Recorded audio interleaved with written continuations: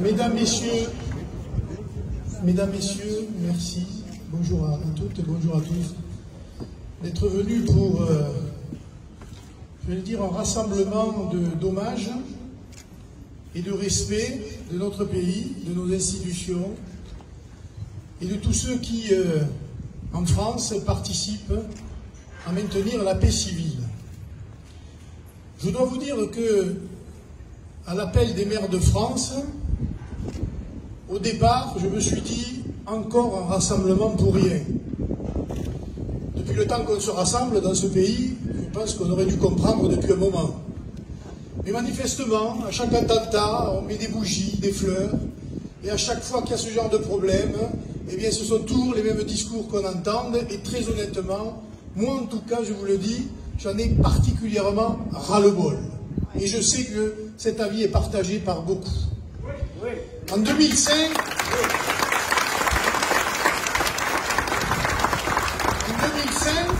déjà, il y avait eu les premiers éléments de ces émeutes qui avaient été traitées d'une manière assez particulière, puisque plus on cassait et plus on donnait de l'argent. Et j'ai l'impression qu'aujourd'hui, on est à peu près dans le même schéma. C'est-à-dire que là, on a passé un étage supérieur et qu'on va à nouveau nous dire qu'il n'y a pas assez d'argent et qu'il va falloir remettre de l'argent dans un certain nombre de quartiers. Mais mesdames et messieurs, la politique de la ville en France, en 25 ans, ça a coûté plus de 100 milliards d'euros. Qu'est-ce qu'il faut de plus? Tant qu'on ne prend pas le problème à la racine et à la source, on ne réglera rien. Et c'est un naufrage général, c'est un naufrage collectif. D'abord, évidemment, de ceux qui ont la haine de la France, en leur disant une chose. Pour certains, ils ne sont pas obligés de rester en France s'ils n'aiment pas ce pays. Ça, c'est le premier point. Le deuxième point, c'est qu'en faisant ce qu'ils font, ils jettent l'opprobre sur tous ceux qui sont, quelles que soient leurs origines, leur religion, fidèles à la France, respectueux de nos règles, respectueux du pays, et qui sont, j'allais dire, on en connaît tous, à Perpignan, nombreux, mais dont on ne parle jamais, on ne parle systématiquement que des mêmes, ceux qui cassent, et ceux qui parlent, évidemment, qui haïssent la France. Il va falloir que ça s'arrête. Ensuite, le naufrage de l'école. Parce que tous ces jeunes-là, ils sont passés par l'école.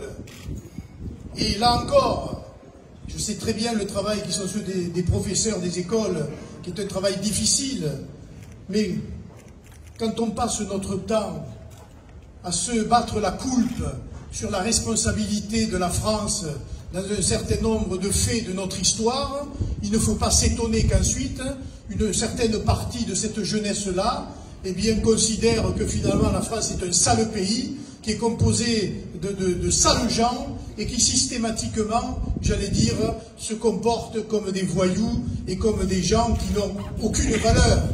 Là aussi, il faut remettre les choses à leur place. Et je ne pense pas, moi, que sans ordre, sans discipline, sans respect des institutions, on puisse faire quoi que ce soit. Alors ce rassemblement, je ne l'ai pas fait de gaieté de cœur, je vais vous le dire, je l'ai fait par respect pour le maire de La Île-et-Rose. Et pour deux autres, je crois, qui se sont fait caillasser ou qui ont été menacés. Et tous ceux qui se sont fait menacer l'année dernière, qui sont quand même de plus en plus nombreux, ce qui est inquiétant. Et je l'ai fait aussi par respect pour nos forces de l'ordre. Sans police, sans police,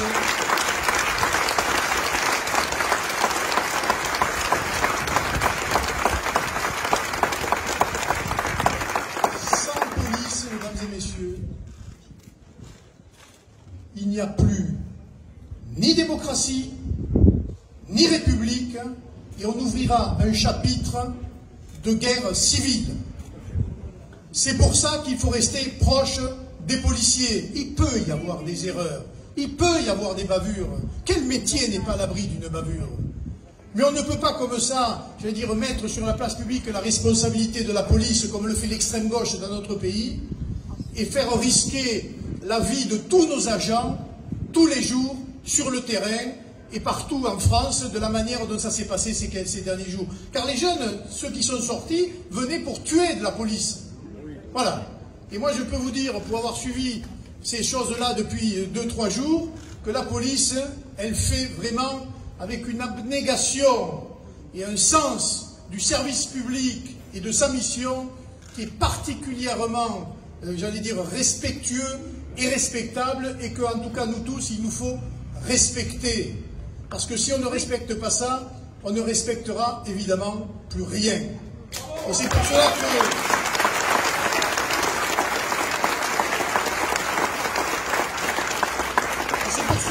les blablas sur les élus locaux, les blablas sur les atteintes à ceci, les atteintes à cela, il va falloir que ça s'arrête et que maintenant on reprenne les choses, j'allais dire, à leur source.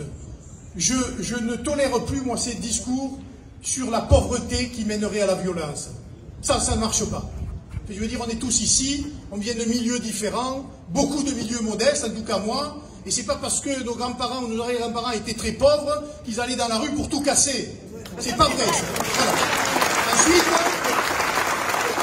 Ensuite, il y a beaucoup plus d'argent qui est mis dans les villes, sachez-le quand même, beaucoup plus d'argent qui est mis dans les villes que dans toute notre ruralité qui est en train de crever à petit feu.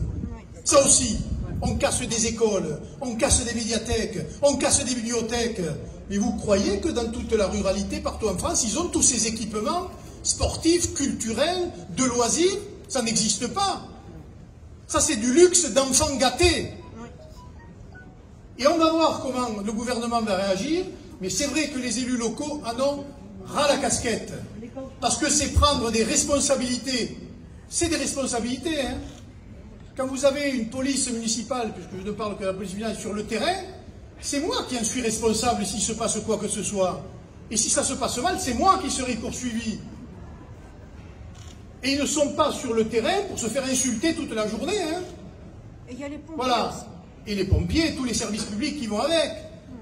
Et donc j'attends maintenant une réponse ferme du gouvernement, mais je crains malheureusement que nous n'ayons rien à nous mettre sous la dent d'ici encore quelques temps. Alors, je ne vais pas multiplier les exemples et les discours. Je pense que votre mobilisation, ça fait plaisir à voir. Évidemment, on aimerait une mobilisation générale de millions de Français comme celle qu'il y avait eu,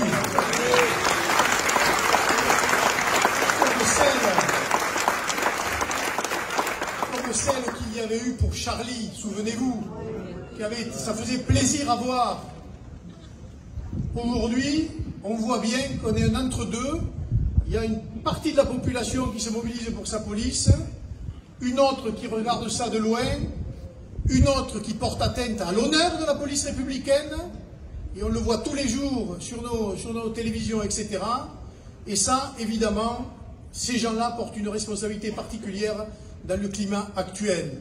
Parce que ce que l'on a vu aujourd'hui, c'est, vous imaginez, 45 000 policiers pour venir à bout de casseurs et de pilleurs dans un certain nombre de... Mais imaginez une explosion générale et les policiers ne seront pas suffisants pour établir l'ordre. Et là, c'est, j'allais dire, chacun d'entre nous qui seront en péril. Alors, afin d'éviter cela, afin d'éviter le pire, moi je demande solennellement au président de la République, au gouvernement, de prendre ses responsabilités et d'assurer l'ordre. Voilà. Je veux dire, s'ils ne sont pas capables de les assumer, qu'ils démissionnent. On va à l'élection et on met des gens qui assumeront l'ordre.